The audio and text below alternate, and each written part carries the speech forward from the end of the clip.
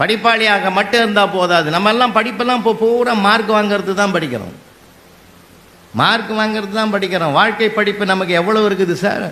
நான் எத்தனையோ வருஷம் வகுப்பில் இருந்தேன். கும்பகோணம் போயிருந்தேன் சார். போன மாதம் கும்பகோணத்தில் போயிட்டு ஒருத்தரை பத்திரிக்கை வைக்க கொடுக்கறதுக்காக ஒரு பெட்டி கடையில் போய் ஒரு 5 ரூபாயை கொடுத்து வெத்தலைப்பாக்கு கொடுப்பா தம்பின்னு. அவன் வெத்தலையை 3 தான் சார் கொடுத்தான். ஏண்டா ராஜா 2 சேர்த்து வைக்கக்கூடாதான்னு அவன் என்னை நிமிர்ந்து பார்த்துட்டு சொன்னான், சார் நான் குரோம்பேட்டில் உங்கள்கிட்ட படித்தேன். நான் படிக்கிற காலத்தில் 2 மார்க்கு கூட போட்டிருந்தீங்கன்னா நான் ஏன் இந்த கடை வைக்கிறேன்னா சார்.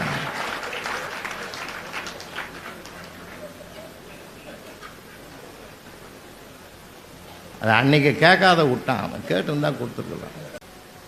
95 வயது வரையிலே ஆரோக்கியமாக நினைவாற்றலோடு இருந்தார் முத்தமிழறிஞர் டாக்டர் கலைஞர் அவர்கள். சாதாரணமான சரித்திரமா? நெஞ்சுக்கு நீதி ஏகப்பட்ட வேல்யூம் சார், ஏகப்பட்ட வேல்யூம். எத்தனை பக்கங்கள் கொஞ்சம் கற்பனை பண்ணி பாருங்க. அவ்வளவும் அவருடைய நினைவாற்றலுடைய அடையாளம் அந்த புத்தகம் சார். அவர் வாழ்நாளில் 2 கோடி பக்கங்கள் கைப்பட எழுதியிருக்கிறார். அடித்தல் திருத்தல் இல்லாமல் எழுதியிருக்கிறார். எவ்வளோ பெரிய விஷயம். நான்லாம் கூட அடிக்கணும்னு நினச்சி பார்ப்பேன் சார். அப்போல்லாம் பஸ்ஸில் போவோம். பஸ்ஸில் போனாலே மனசு கொஞ்சம் கஷ்டப்படும். இந்த லேடிஸ்லாம் உட்கார்ற இடத்துல பார்த்தீங்கன்னா பாவையர் பூவையர்னு எழுதியிருப்பான். இந்த ஆம்பளைங்கள்லாம் உட்கார்ற இடத்துல திருடர்கள் ஜாக்கிரதைன்னு எழுதி வச்சுருப்பான். நானே நினைப்பேன், இப்படி நாம் மொத்த பேரும் அப்படியா? ஆனால் முத்தமிழறிஞர் டாக்டர் கலைஞர் ஆட்சி பொறுப்புக்கு வந்த பிறகு சட்டமன்றத்தில் ஒரு தீர்மானம் கொண்டு வர்றார். எல்லா பேருந்துகளிலும் திருக்குறளை எழுதணும்னு சொன்னார். அதை சட்டமாக்குறார். சட்டமாக்குற போது எதிர்கட்சியில் இருந்த ஆளுங்கட்சியிலிருந்து இவர் பேசுகிறார். எதிர்கட்சியில் இருந்த கருத்திருமன் அவர்கள் காங்கிரஸ்கார் சட்டமன்ற உறுப்பினர் எழுந்து கேள்வி கேட்கிறார். அப்படி பேருந்துகளிலெல்லாம் நீங்கள் திருக்குறள் எழுத வேண்டும் என்றால் நான் சொல்லுகிற இடத்தில் இந்த திருக்குறளை எழுத முடியுமா? சட்டசபையில் கேட்கிறார். பெரியாரை பேணாதொழிகள் பெரியாரால் பேரா இடும்பை தரும் என்ற குறளை கொண்டு போய் பெரியார் வீட்டு வாசல் ராஜாஜி வீட்டு வாசல்ல எழுதணும். எங்க? பெரியாரை பேணாதொழிகள் பெரியாரால் பேரா இடும்பை தரும் என்ற குறளை கொண்டு போய் ராஜாஜி வீட்டில் எழுதணும் வாசல்ல. கற்றதனால் ஆயவயன் என்கொள் வாலறிவன் நற்றால் தொழாரின் என்ற குறளை பெரியார் வீட்டு வாசல்ல எழுதணும். எழுத முடியுமான்னு கேட்கிறார். முத்தமிழறிஞர் கலைஞர் எழுந்து சிரிச்சுக்கிட்டே சொன்னார், யார் வீட்டில் எந்த குறளை எழுதுகிறோமோ கருத்திருமன் வீட்டு வாசல்ல யாகாவாராயனும் நாகாக்க காவாக்கால் சோகாப்பர் சொல்லி இழுக்கப்பட்டு என்ற குறளை எழுதணும்னு கருத்திருமனே சிரிச்சுட்டு உட்காந்துட்டார்.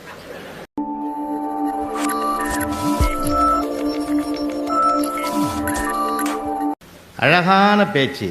நம்ம சொல்றது ஒரு கதை. இன்னைக்கெல்லாம் யார் கதை சொல்றாங்க? அன்னைக்கு கூட பையன் கேட்டான், குழந்தை, அம்மா தூக்கம் வரலம்மா, ப்ளீஸ்மா, உனக்கு தான் நிறைய கதை தெரியுமா, ஒரு கதை சொல்லுமா. நான் வாழ்ந்த கதையை சொல்லவா, வந்த கதையை சொல்லவா, எந்த கதைடா சொல்றது? அதெல்லாம் எனக்கு தெரியுமா. சொந்த கதை வேற ஏதாவது கதை சொல்லுமா. உங்கள் அப்பா லேட்டாக வருவான், ஏன் லேட்டுன்னு கேட்பேன், கதையாக சொல்லுவான். 2 பேரும் கேட்டுன்னு தூங்கலாம், கொஞ்சம் பொறுமையாக இருறான்னு. கதை சொல்கிற காலம் போச்சே சார். நம்மளாம் சின்ன பிள்ளையா இருக்கும்போது பாட்டிக்கிட்ட கதை கேட்ட மண்ணையா அந்த மண். இன்னைக்கு கதையெல்லாம் பார்க்குற காலம். மாமியாரை எப்படி கொல்றது, மருமகளுக்கு எப்படி வாழ விடாமல் பண்ணுறது, ரொம்ப மோசமாக போச்சு சீரியல்லாம். நிஜமாக சொல்கிறேன். இன்னைக்கு இந்த நிகழ்ச்சிக்கு வந்திருக்கிற தாய்மார்களுக்கு மட்டும் 2 வணக்கம் போடுறேன். ஏன்னா சீரியலை தியாகம் பண்ணிட்டு வர்றது லேசான விஷயம் இல்லையா. உண்மையிலே பெண்களுக்கு நான் என்ன ஆர்வமாக வந்திருக்காங்க.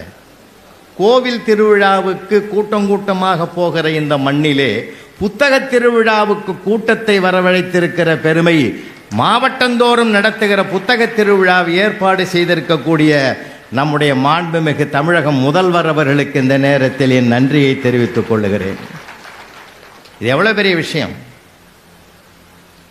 அரசு அலுவலர்கள், கல்வித்துறை எத்தனை ஈடுபாட்டோடு இதில் செயல்படுறாங்க. அதற்கு பிள்ளைகளுக்கு நல்ல வாய்ப்பு. படிப்பாற்றல் ஒன்று, படைப்பாற்றல் இன்னொன்று. படிப்பாற்றலுக்கும் இங்கே மரியாதை, படைப்பாற்றலுக்கும் இங்கே பெருமை. இரண்டையும் திட்டமிட்டு நாமெல்லாம் அந்த 10 நாள் திருவிழா நடக்கிறோம், அந்த புத்தக திருவிழாவை. ஆனால் இந்த 10 நாளுக்கு எத்தனை மாதங்கள் அவர்கள் நித்திரையை துறந்து திட்டமிட்டு இருப்பார்கள் என்று நினைத்து பார்க்கிற போது அத்தனை அலுவலர்களுக்கும் ஒரு பாராட்டு கொடுங்கள்.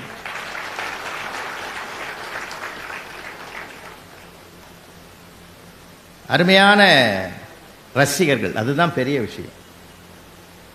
நாங்கள் பாட்டின பேசின எங்கள் பாட்டின கம்முன்னு உட்காந்துருந்தீங்க வச்சுங்க, எங்களுக்கே மனசு நொந்துரும். ஆனால் வரிக்கு வரி கைதட்டி வரவேற்பு கொடுக்கிற ஒரு அருமையான திருக்கூட்டத்தை தஞ்சை மண்ணிலே பார்க்கிறோம். என் எதிரில் உட்காந்துங்கிறாரு என்னுடைய அருமை நண்பர். அவரை பார்த்தாலே எனக்கு மூத்த தமிழறிஞர் டாக்டர் ஔவை நடராஜன் ஐயா அவர்கள் என் மனக்கண்ணு முன்னாலே வருவார்.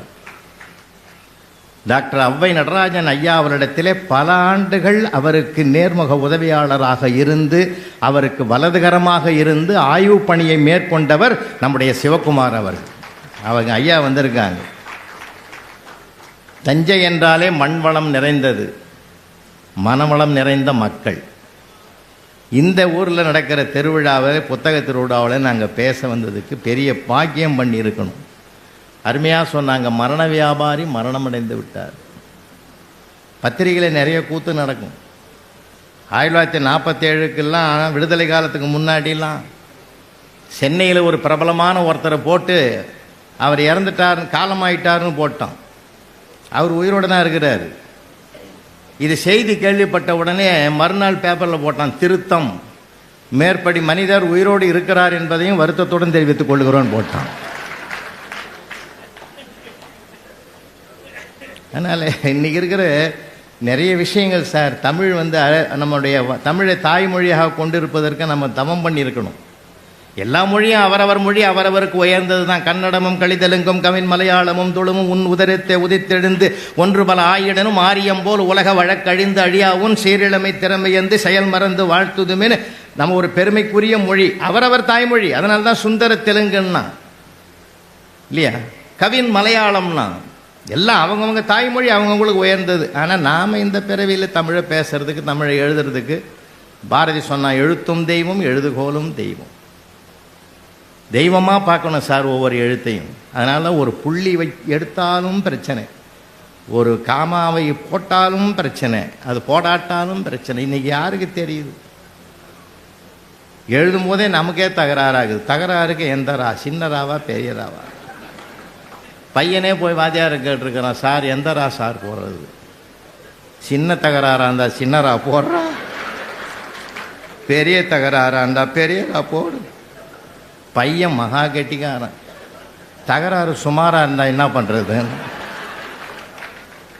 அவர் சொன்னார் வாத்தியார், பெரிய ராவே கொஞ்சம் சின்னதாக மீடியமாக போடுறாங்க.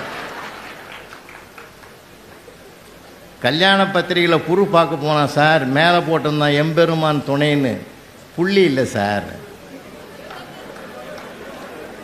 எவனாவது கல்யாணத்துக்கு வருவான்? வரவே மாட்டான். யம பெருமானே துணைக்கு விட்டுக்கிறான். நிறைய விஷயங்க தப்பாக நினைக்கக்கூடாது. சென்னையில் ஒரு அலுவலகத்துக்கு நான் போயிருந்தேங்க. அங்கே போர்டு எழுதி வச்சிருக்கிறார் சார், உதவி கோட்ட பொறியாளருக்கு காலை காணோம் சார்.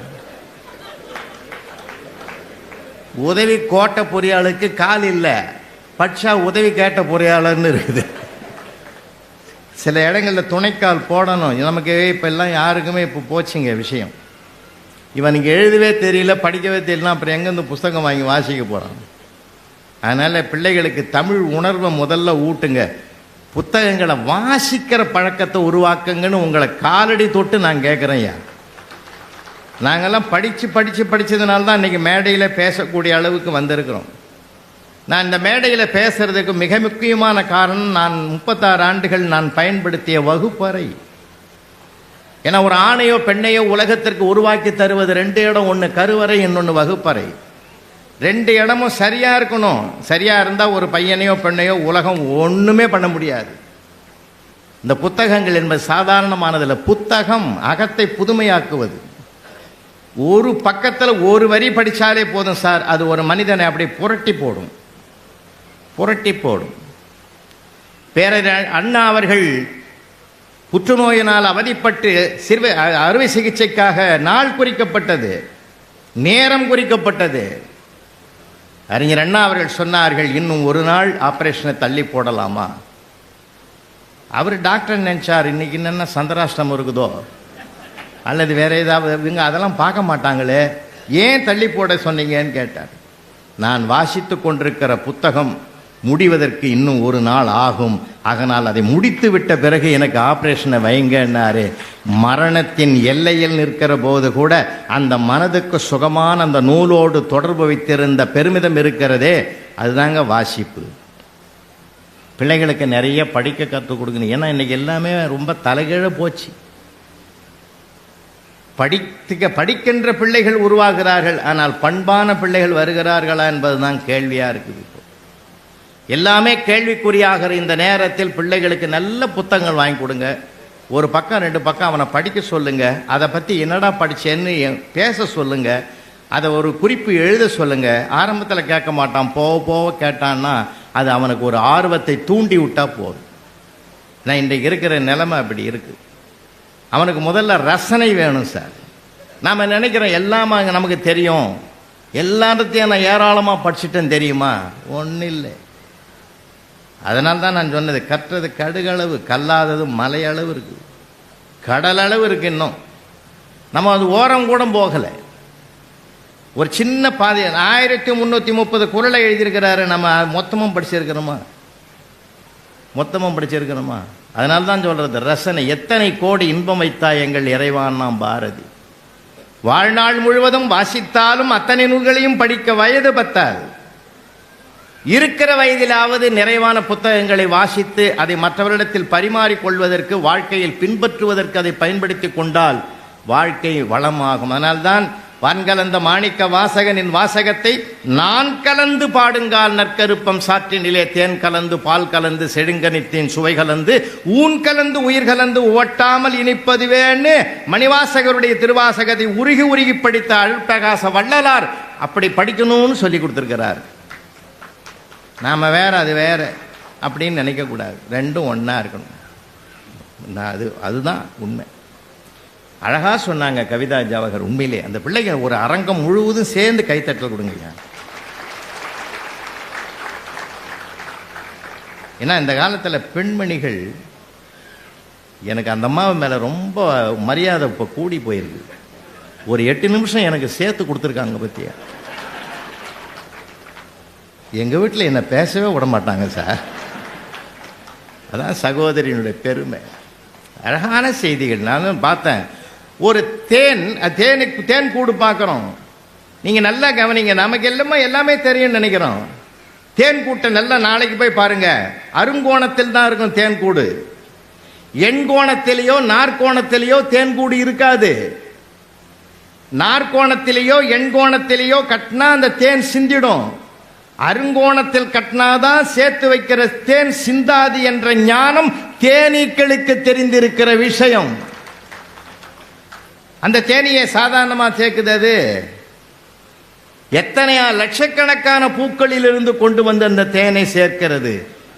கவிஞர்களும் அப்படித்தான் எழுத்துக்களாலே பல பேர் காலங்களில் உள்ள செய்திகளை எல்லாம் கொண்டு ஒரு தேன் கூடு கட்டுவது போல கட்டுறாங்க. ஒரு எழுத்தாளன் வாழ வேண்டும். அவனுடைய எதை இந்த சமுதாயத்திற்கு எடுத்து சொல்ல வேண்டும் என்று விரும்புகிறானோ அந்த விருப்பம் ஒருவருக்காவது போய் சேர்ந்து விட்டால் அந்த எழுத்தாளன் ஜெயித்து விட்டான் என்று நான் பெருமைப்படுவேன். சார், 2000 வருஷத்துக்கு முந்தி இருந்த திருவள்ளுவர் கருப்பா செவப்பா, தாடி வச்சிருந்தாரா, மீச வச்சிருந்தாரா, மொட்டை அடிச்சிருந்தாரா, உயரமா குள்ளமா யாருக்கும் தெரியாது. ஆனால் அவர் படைத்த 2000 ஆண்டுகளையும் தாண்டி கவிஞனை காலம்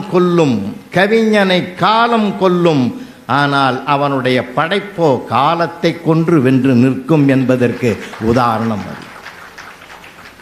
சங்க இலக்கியங்கள், இடைக்கால இலக்கியங்கள், எல்லா இலக்கியங்களும் சார் அந்த வல்லமை பெற்றது. படிப்பாளியாக மட்டும் இருந்தால் போதாது. நம்ம எல்லாம் படிப்பெல்லாம் இப்போ பூரா மார்க் வாங்கிறது தான் படிக்கிறோம்.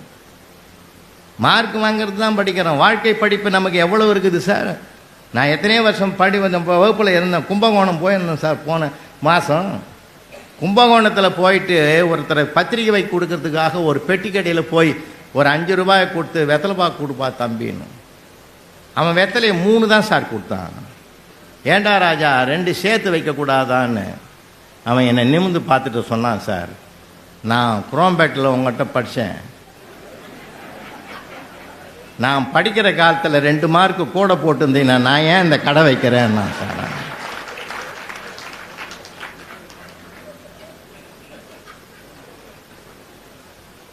அது அன்னைக்கு கேட்காத விட்டான். அவன் கேட்டுருந்தா கொடுத்துருக்கலாம். எத்தனை வருஷத்துக்கு பிறகு எதிரொலிக்குது பாருங்க சார். நீங்கள் வாழ்க்கையில் நிறைய தெரிஞ்சுக்கணும் சார். வாழ்க்கை அனுபவங்கள் சாதாரணமானதல்ல. படிப்பறிவு வேற, பட்டறிவு வேற. இங்கே மூத்த பெருமக்கள்லாம் நிறைய பேர் இருக்காங்க சார். அவங்களுக்கெல்லாம் எவ்வளவு அறிவு ஞானம் இருக்குன்னு தெரியுமா? அவங்க சொன்ன கேட்கணையா. 60 வயசு தாண்டி 80 இருக்கிறவங்க சொன்னால் இன்னும் தெய்வ வாக்கு. அது நிறைய பேருக்கு அது தெரியல. அவங்க வாக்கு அவ்வளவு. நான் அவங்களுக்கு இன்னொன்று சொல்றேன். உங்கள் வாயிலிருந்து வருகிற வார்த்தைகள் அத்தனையும் அடுத்தவர்களை வாழ்த்துவதற்கு உரியதாக இருக்க வேண்டுமே தவிர ஒருவரை கூட குறை சொல்வதாக வரவே கூட. அது தெய்வ வாக்கு. கிருஷ்ண பரமாத்மா சொல்றார், நான் வணங்குகிற 6 பேர்கள்ல 80 வயது உடைய மூத்தவர், அவரையும் நான் வணங்குகிறேன்றார். வணங்குகிற இடத்துல இருக்கிறவங்க அவங்க. அதனால்தான் குறைஞ்சபட்சம் வாழ்க வளமுடன்ற ஒரு வளமான வார்த்தையாவது சொல்லுவோம். வார்த்தைகளே பலம், வார்த்தைகளே பலவீனம். அதனால்தான் சொல்ற, சுத்தி இருக்கிற குறைகளை நிறைகளாக பார்க்க பழகினாதான் வாழ்க்கையில் எல்லாரும் நம்மளை விரும்புவோம். ஒரு வீட்டுக்கு போறோம் சார். போய் உக்காந்த உடனே, ஏன் அந்த சேர் அங்கே போட்டுக்கிற, இந்த டிவி இந்த பக்கம் வச்சிருக்கலாம், அவன் வீட்டில் அவன் ஜவரித்து வச்சுக்கிறான், நீ உக்காந்து போய் 1/2 மணி நேரம் உட்காந்துட்டு போற. இதுக்கு எதுக்கு அந்த ஆலோசனை? நிறைய பேர் இப்படி தான் கெட்ட பேர் வாங்கிக்கிறான். என்ன காரணம்? என்ன நம்ம வேண்டாம், நமக்கு தேவையில்லாதது. அந்த குறைகளை பார்க்கிற நிறைய, அது எதையுமே ரசிக்கணும் சார். அதாவது நம்முடைய திறமை எப்படி இருக்கணும். நான் நிறைய விஷயங்களை உங்களுக்கு கோடிட்டு காட்டணும்னு ஆசைப்படுறேன்.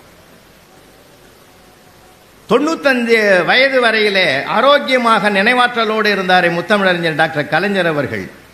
சாதாரணமான சரித்திரமா? நெஞ்சுக்கு நீதி. ஏகப்பட்ட வேல்யூம் சார், ஏகப்பட்ட வேல்யூம். எத்தனை பக்கங்கள் கொஞ்சம் கற்பனை பண்ணி பாருங்க. அவ்வளவும் அவருடைய நினைவாற்றலுடைய அடையாளம் அந்த புத்தகம் சார். அவர் வாழ்நாளில் 2 கோடி பக்கங்கள் கைப்பட எழுதியிருக்கிறார். அடித்தல் திருத்தல் இல்லாமல் எழுதியிருக்கிறார். எவ்வளோ பெரிய விஷயம். நான்லாம் கூட அடிக்கடி நினச்சி பார்ப்பேன் சார். அப்போல்லாம் பஸ்ஸில் போவோம். பஸ்ஸில் போனாலே மனசு கொஞ்சம் கஷ்டப்படும். இந்த லேடிஸ்லாம் உட்கார்ற இடத்துல பார்த்தீங்கன்னா பாவையர் பூவையர்னு எழுதியிருப்பான். இந்த ஆம்பளைங்கள்லாம் உட்கார்ற இடத்துல திருடர்கள் ஜாக்கிரதைன்னு எழுதி வச்சுருப்பான். நானே நினைப்பேன், இப்படி நாம் மொத்த பேரும் அப்படியா?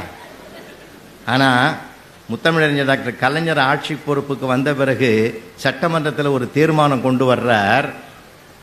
எல்லா பேருந்துகளிலும் திருக்குறளை எழுதணும்னு சொன்னார்.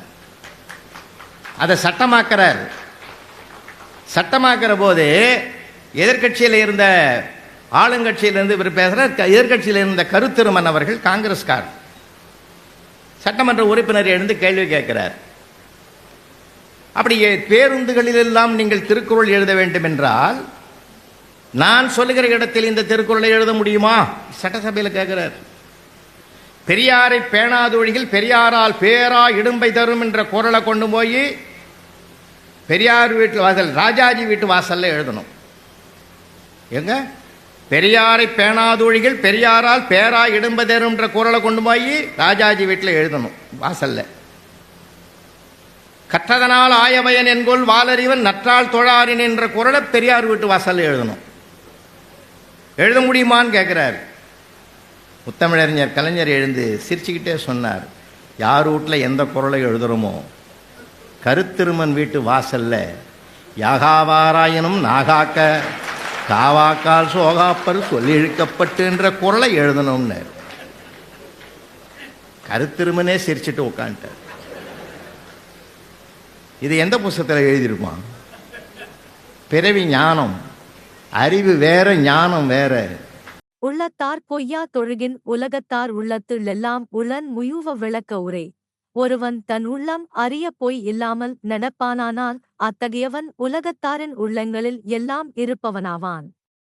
சாலமன் பாப்பையா விளக்க உரை. உள்ளம் அறிய பொய் சொல்லாமல் ஒருவன் வாழ்ந்தால் அவன் உயர்ந்தவர் உள்ளத்துள் எல்லாம் குடியிருப்பான். கலைஞர் விளக்க உரை. மனத்தால் கூட பொய்யை நினைக்காமல் வாழ்பவர்கள் மக்கள் மனத்தில் நிலையான இடத்தைப் பெறுவார்கள். உள்ளத்தார் பொய்யா தொழுகின் உலகத்தார் உள்ளத்துள்ளெல்லாம் உளன் முயுவ விளக்க உரை. ஒருவன் தன் உள்ளம் அறிய பொய் இல்லாமல் நடப்பானானால் அத்தகையவன் உலகத்தாரின் உள்ளங்களில் எல்லாம் இருப்பவனாவான்.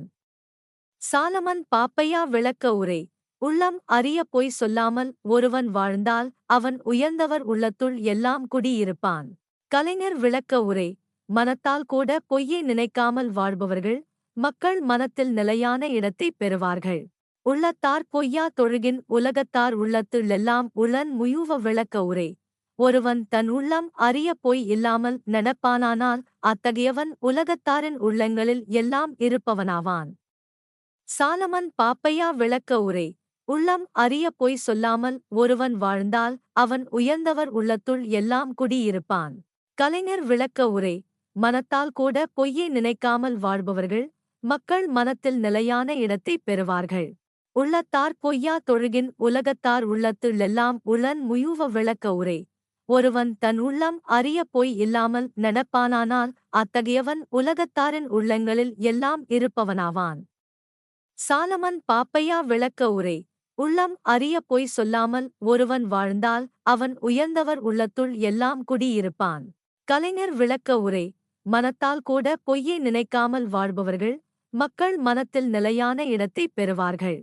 உள்ளத்தார் பொய்யா தொழுகின் உலகத்தார் உள்ளத்துள்ளெல்லாம் உளன் முயுவ விளக்க உரை. ஒருவன் தன் உள்ளம் அறிய பொய் இல்லாமல் நடப்பானானால் அத்தகையவன் உலகத்தாரின் உள்ளங்களில் எல்லாம் இருப்பவனாவான். சாலமன் பாப்பையா விளக்க உரை. உள்ளம் அறிய பொய் சொல்லாமல் ஒருவன் வாழ்ந்தால் அவன் உயர்ந்தவர் உள்ளத்துள் எல்லாம் குடியிருப்பான். கலைஞர் விளக்க உரை. மனத்தால் கூட பொய்யை நினைக்காமல் வாழ்பவர்கள் மக்கள் மனத்தில் நிலையான இடத்தைப் பெறுவார்கள்.